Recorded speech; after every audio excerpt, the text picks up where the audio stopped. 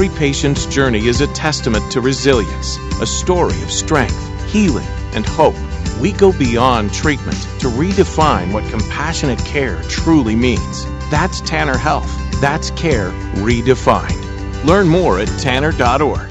Do the math. At Oak Mountain Academy, our average graduating class has just 12 students. We celebrate a 100% graduation rate with more than $10.5 million in college scholarships offered. Plus, 96% of our students are accepted into their top choice college. Do the math. Can you see the value of an OMA education? I'm Patrick Uran, head of school at Oak Mountain Academy, and I'm here to help you do the math. For more information, visit us at oakmountain.us so that you can discover your journey on the mountain, where every path leads to purpose. National headlines and the local stories you care about. WLBB, Carrollton, News Talk, 1330, FM 106.3.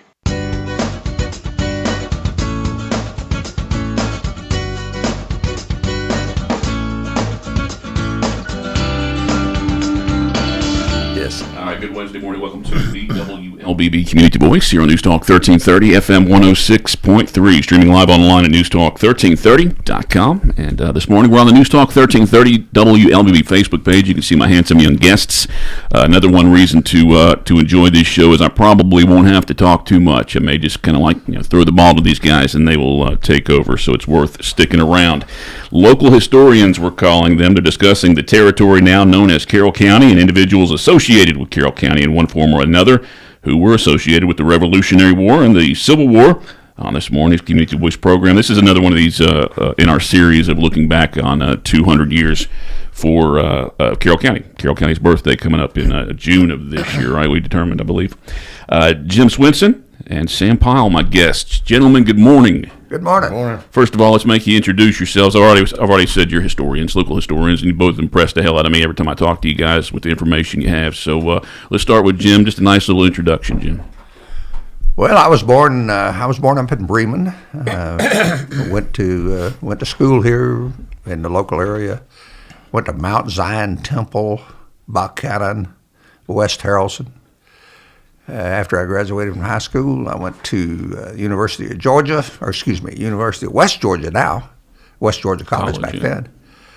Earned a couple of degrees in history and geology, just enough to answer all the Jeopardy questions in the evening.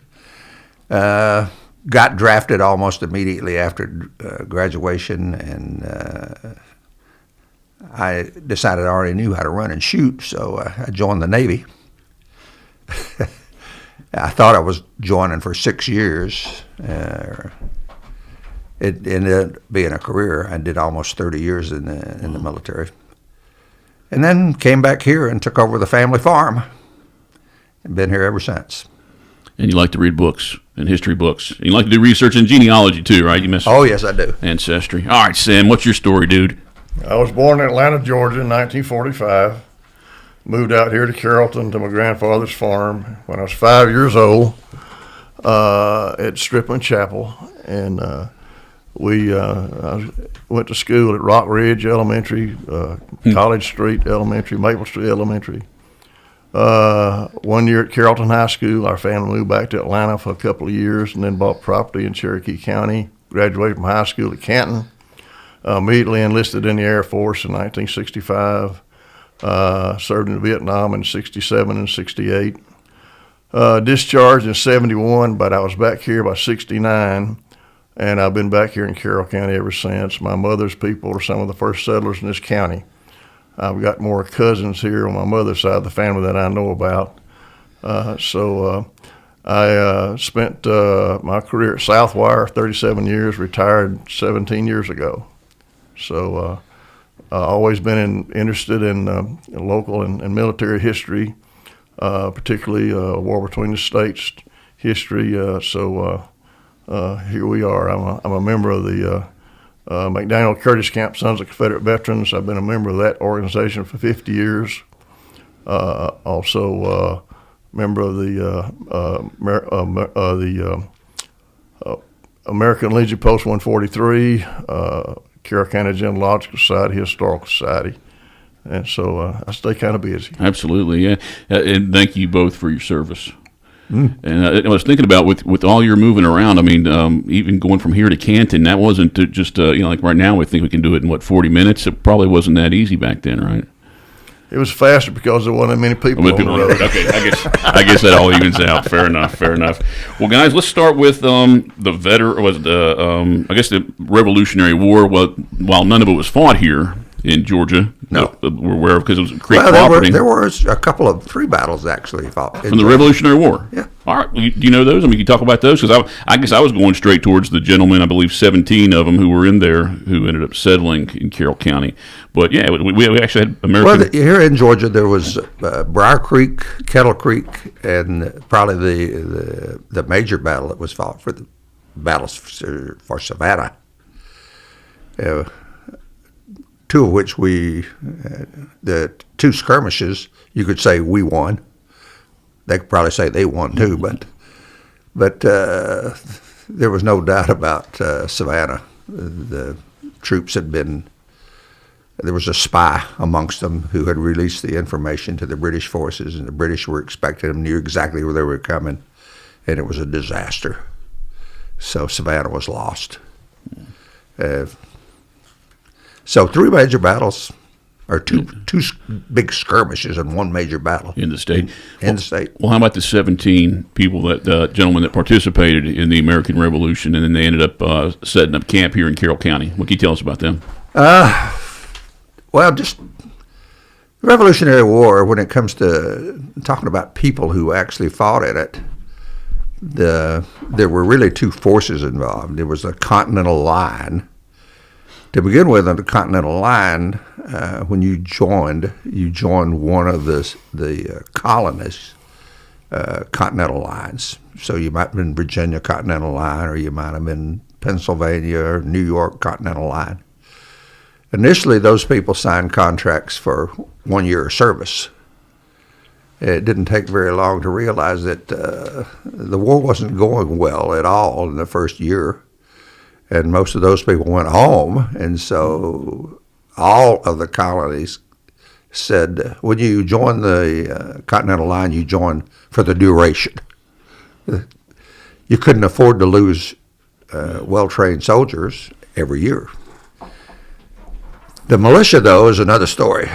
The militias formed all over the places, and if you had any money or influence or what have you, and you rallied people to you, you became you get yourself commissioned by one of the states or colonies back then, and you could become a general or a colonel or this or that. And the militia units fought on and off. There was no set period of time. Militia people usually served for 90 days, and they went home. And they might come back, and they might not come back.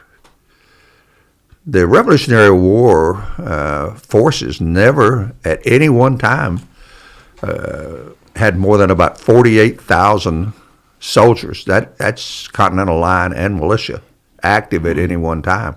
That was 48,000 was the high point. So a lot of people, the ones who ended up serving or coming to Carroll County, didn't serve anywhere in the state of Georgia. A few of them did. Most of them came from North Carolina, South Carolina.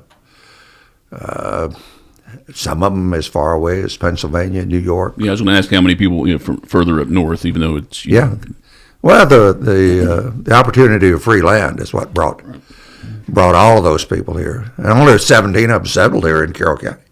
Most of them at this point, by 1827, had already established farms and businesses in other areas of the country, and so the reason that there are only 17 here is that those 17 just had the wanderlust. Wherever there was new land, they picked up and moved.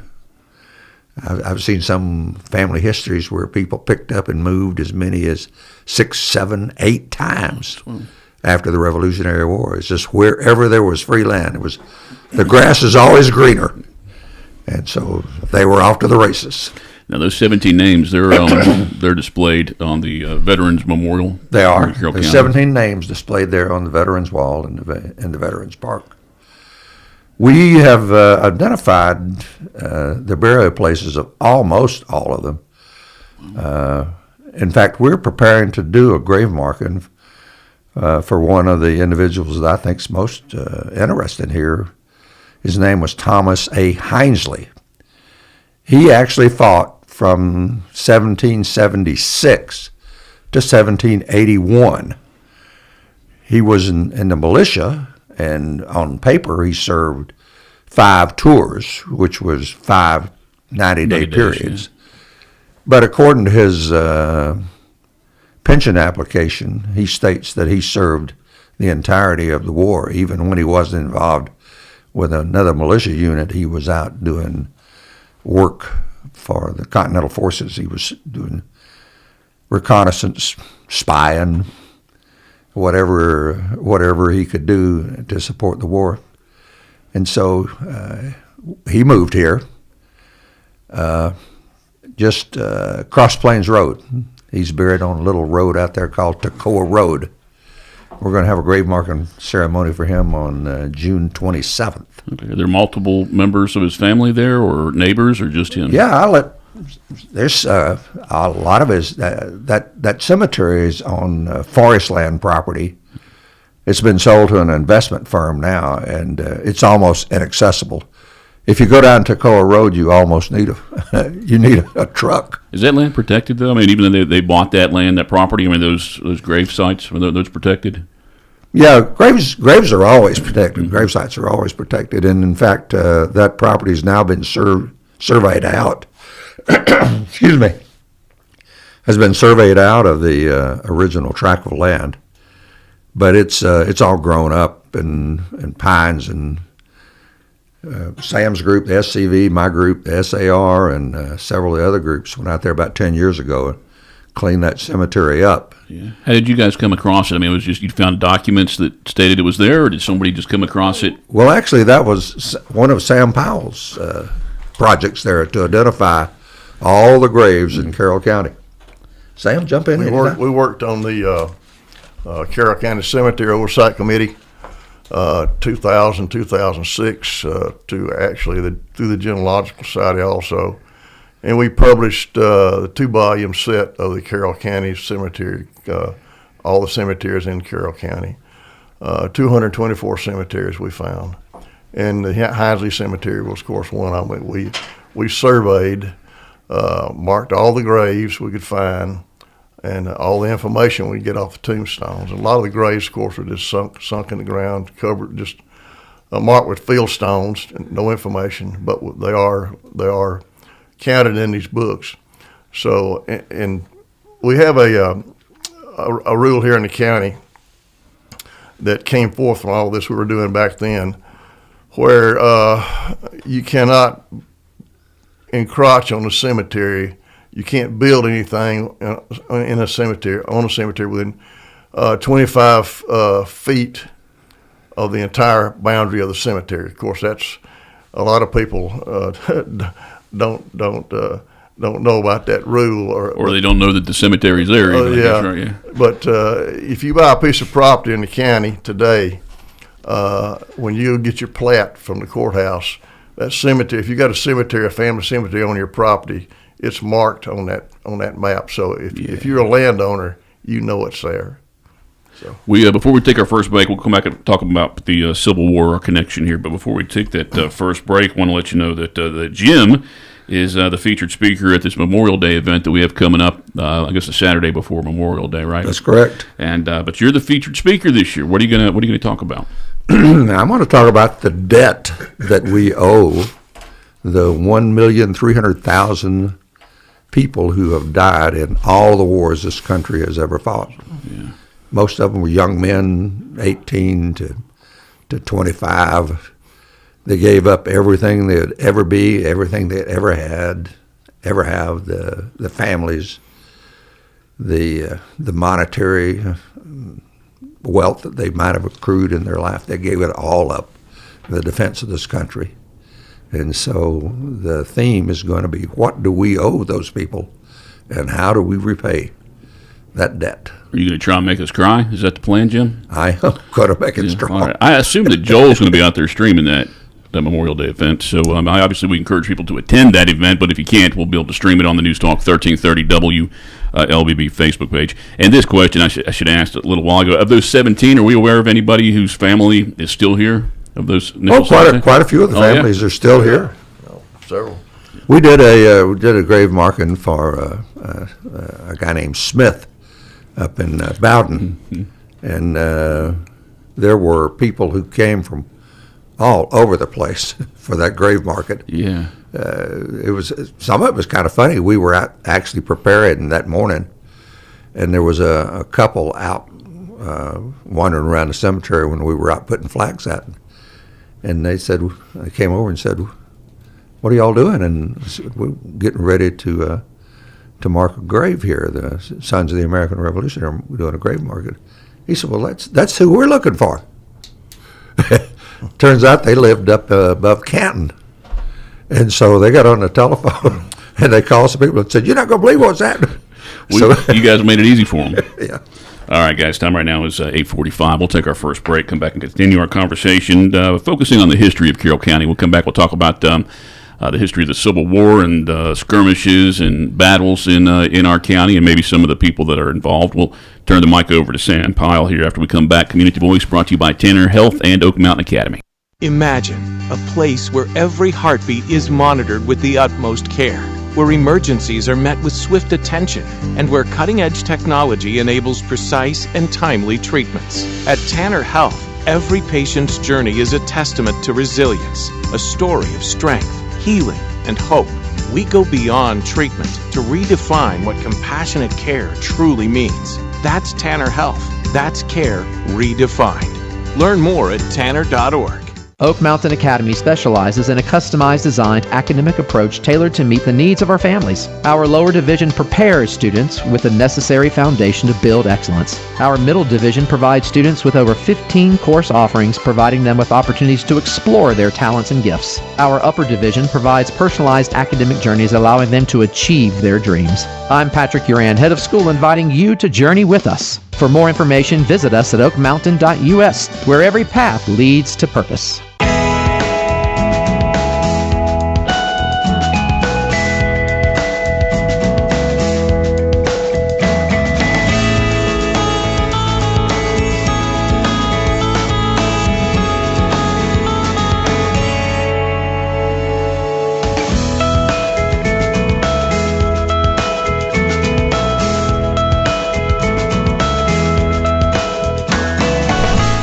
Welcome back to the Community Voice here on News Talk 1330 FM 106.3. My name's Colin Worthington. My guest this morning, Jim Swinson and Sam Pyle, as we talk about Carroll County's connections to American Revolution and the Civil War, and people involved that are connected to Carroll County, and just making this part of our series of programs focusing on 200 years of Carroll County as we celebrate that birthday this year. Sam Pyle, our local historian expert on connections to Civil War here in Carroll County, the people and the places. Carroll County, it's kind of funny.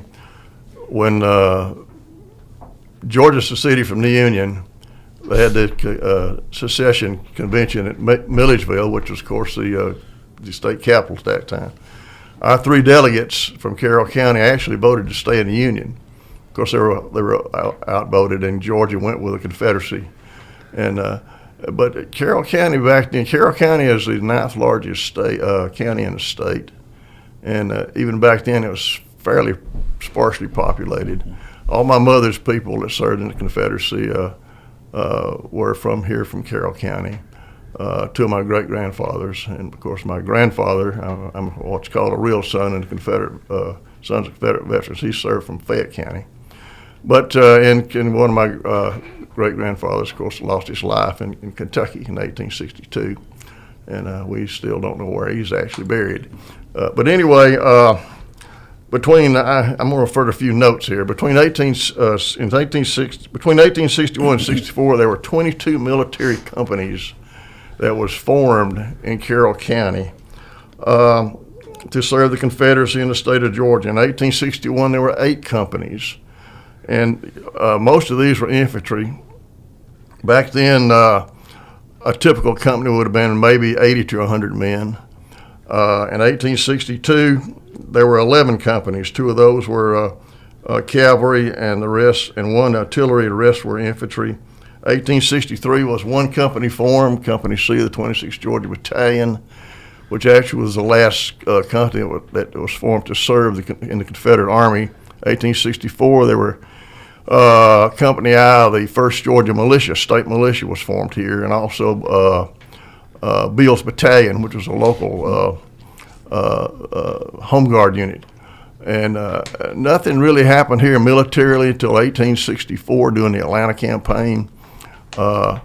Sherman was trying to find a way to come down the river and cut the railroad at Noonan when all the armies were around Atlanta. He sent General Stoneman's cavalry, about 2,000 men, down the east side of the river. They tried to cross at Campbellton. The Confederate forces was too strong there. They couldn't get across. They came on down. They knew there was a bridge at Franklin, Georgia, to cross the Chattahoochee.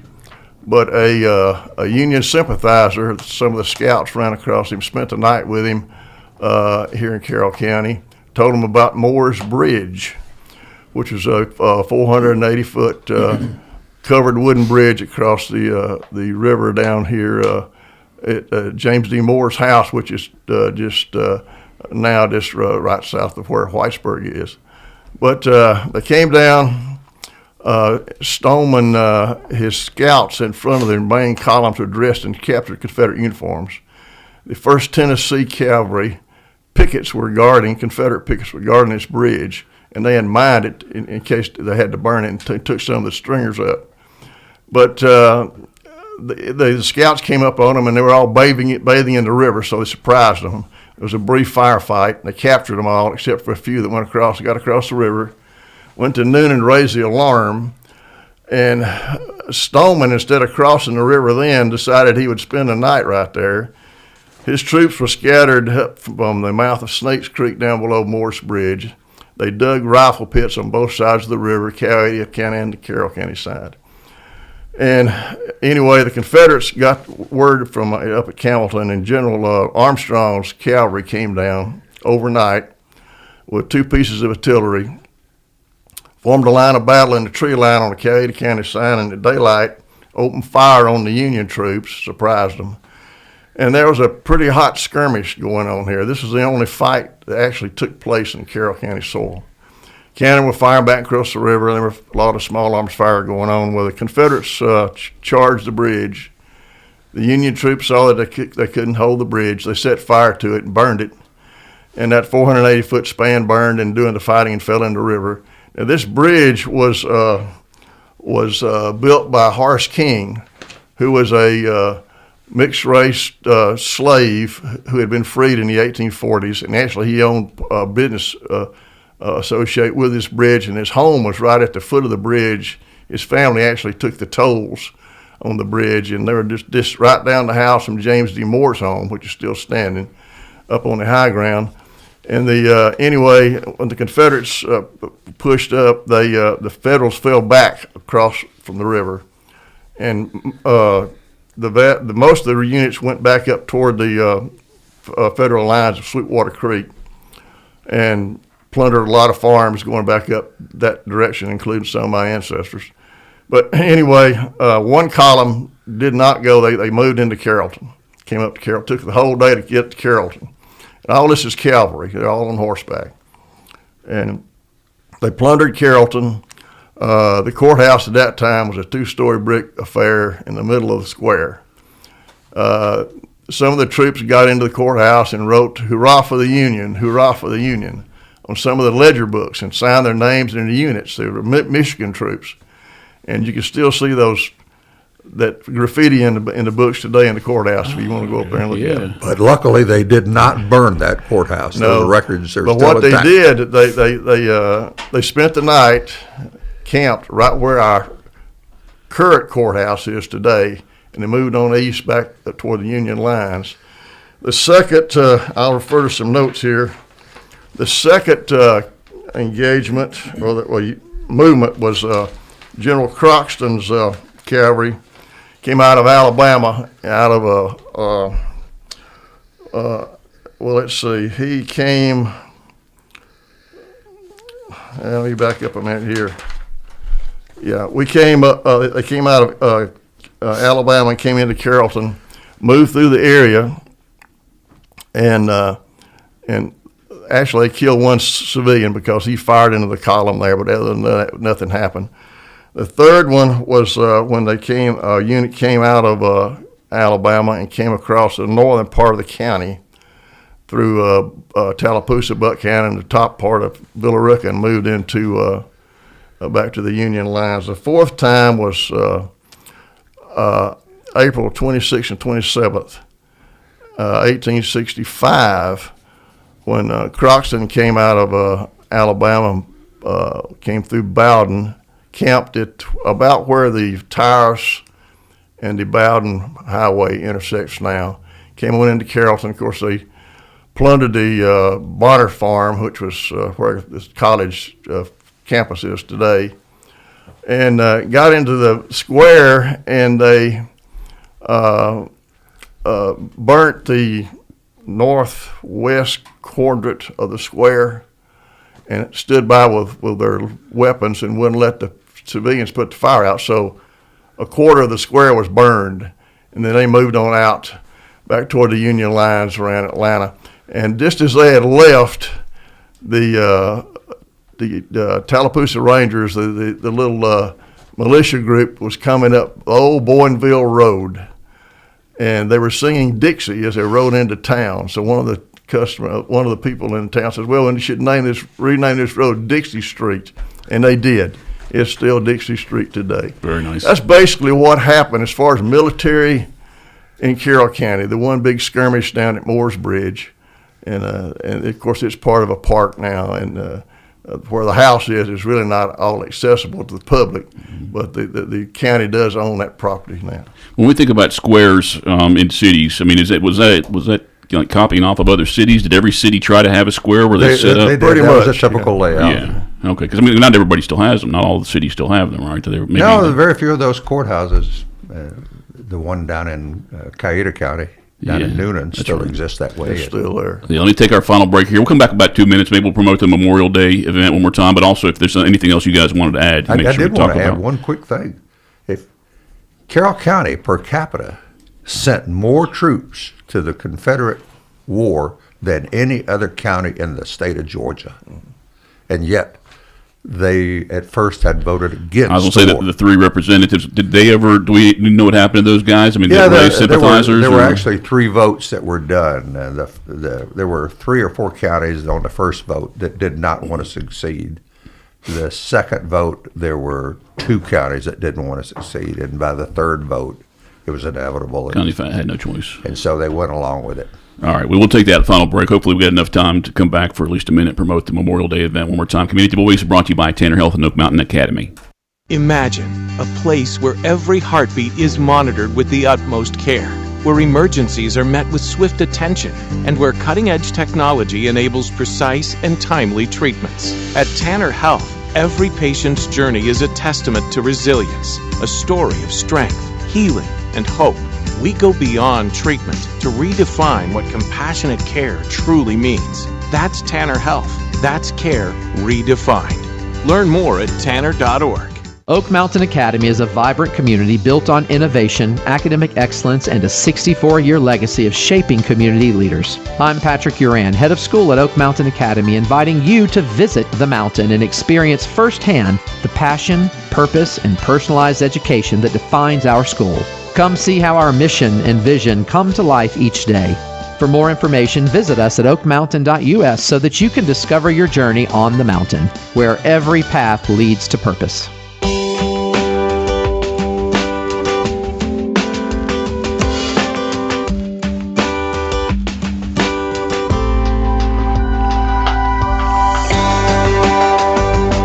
All right, 8:59, wrapping up our Community Voice program this morning. Again, I want to thank my guests, Sam Pyle and Jim Swinson. Very informational information information, good information this morning, and good stories. It's good to hear about that history for Carroll County. With 30 seconds left, Jim, do want to remind everybody that you will be the featured speaker at the Memorial Day event at the Veterans Memorial Park here in Carroll County. You know the date on that? Yes, it's the 25th. Okay, and I'm guessing it starts at 11 o'clock, and music starts at 10:30. 10:30. Speech-a-thon starts at 11. And we encourage you to come out there and be part of that and see this event so Jim can make you cry in person. Otherwise, you can watch it on the News Talk 1330 WLBB Facebook page, and it'll be up there for 30 days after the event, so you can watch that whole event if you miss it. Guys, thank you again for coming out. We're going to do something similar to this on Wednesday. Two other gentlemen will tell us about further wars. We'll focus on that again. That is next Wednesday. Thanks for tuning in this morning. Community Voice brought to you by Tanner Health and Oak Mountain National Academy. headlines and the local stories you care about. WLBB, Carrollton.